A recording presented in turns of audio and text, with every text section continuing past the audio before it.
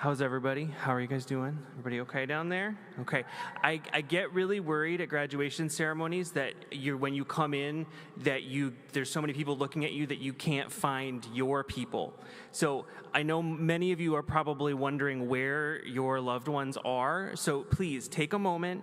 Feel free, turn around, stand up if you need to. Find your people. Wave at your people. Find each other. So when you come up, you know where to look. There we go.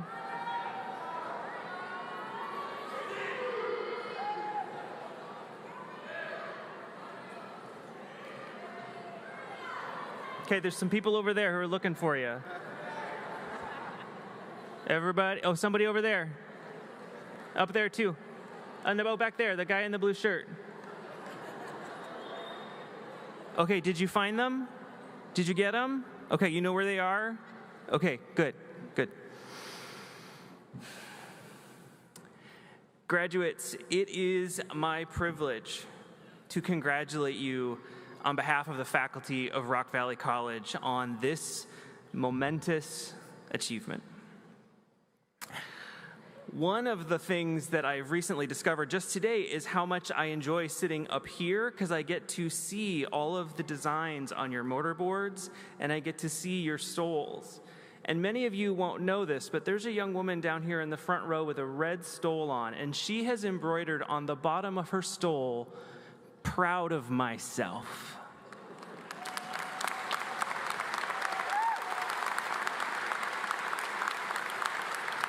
We are proud of you too. We're proud of all of you. I wish I could call each of you out by name and congratulate you. But at ceremonies like this, we rightly celebrate academic excellence. We mark various achievements with cords and stoles and various honors. But I want to take a minute and honor other kinds of excellence this evening as well. Some of you are the first in your family to go to college. Some of you parented or fostered children, or maybe even grandchildren, while you were students. Some of you studied in a language that was not your first. Some of you managed a disability or some other ongoing health condition. Some of you, many of you, worked a job to pay for your tuition and to support yourself while you were here, and it still wasn't enough. Some of you are the descendants of enslaved Africans and other oppressed groups. Some of you took more than 30 minutes to get to this campus, whether you were in a car, on a bus, or riding a bicycle. Some of you grew up poor, and many of you overcame other obstacles that I haven't listed. We could not be prouder of you and all that you will do next.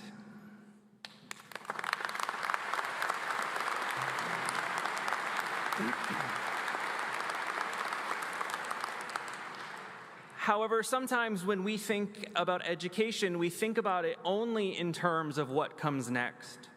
Prerequisites, degree requirements, job qualifications, professional certifications, transfer institutions, and so on. These are essential and important, but they are not really the reason we support institutions of higher education like ours with public funding. We are doing much, much more here than ensuring a steady stream of workers to keep the economy humming. American philosopher, psychologist, and educator John Dewey said that education is not preparation for life. Education is life. Education is not preparation for life. Education is life. What does he mean? Of course, you have specialized in some way here. You've developed skills and knowledge as a historian or a mechanic or a nurse or a chemist or a musician or an engineer. But underneath all of that, what did you learn? Who have you become? How do your soul and your mind hum now? Earlier this semester, RVC's Director of Advising, Tim Spielman, reminded me of the origins of the term liberal education. It's that term that we use to describe our broad curriculum in the arts and the sciences.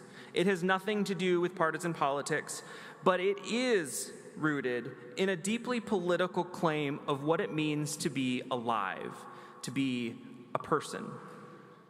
Liberal here comes from the Latin liberalis. It is the etymological ancestor to words like liberty, liberated, and liberation. This thing that we're doing together, this is freedom education. And I know that someone got the memo out there because I saw on your mortarboard as you were coming in, someone, where did you go? I can't see the backs. Someone on their mortarboard says, "All I want is freedom," right there. She got the memo.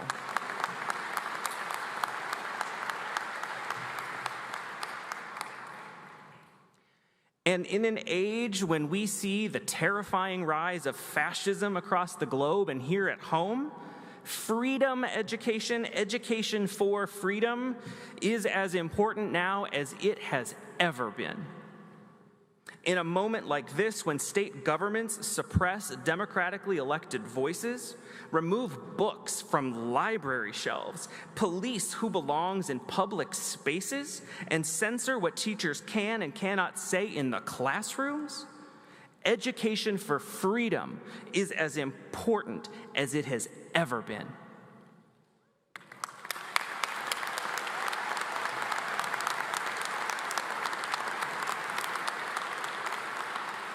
And make no mistake, my friends, there is no such thing as remaining neutral.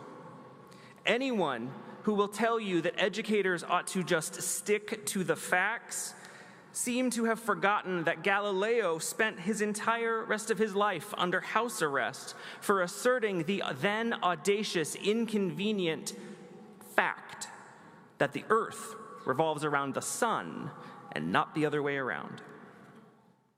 For as long as facts threaten the powerful, education is and will remain political. But you already knew this. For our very presence here together protests the notion, the idea that education is only for the elite, for the rich, for the blue-blooded, and the oligarchs and the powerful. You know better. We know better. You had the audacity to demand your freedom, knowing that the educated mind can never be caged. And if you have really absorbed this lesson, this freedom, then one thing has sunk deep into your bones. It is your birthright as a free person to ask why and to demand an answer.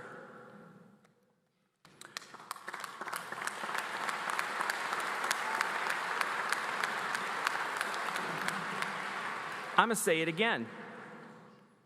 It is your birthright as a free person to ask why and demand an answer.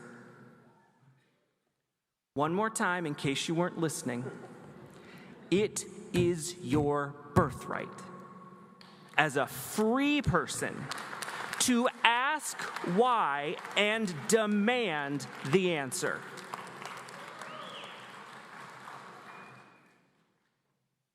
And our freedom, friends, our freedom is interwoven.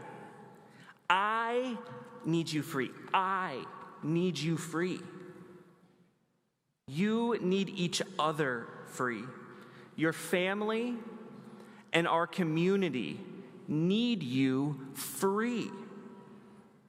Your ancestors, like Jaden's papa, and your descendants need you free. Icon of the civil rights movement, Fannie Lou Hamer, said it this way to the National Women's Political Caucus in 1971. Ain't nobody free until everybody's free.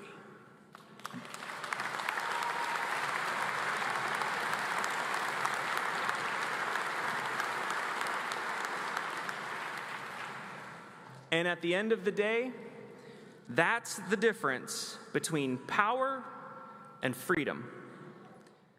Power contracts. Freedom expands.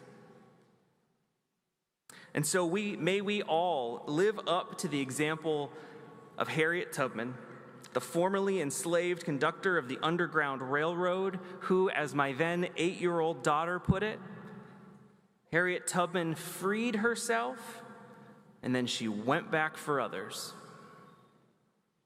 Graduates, you have freed yourselves. Go back for others.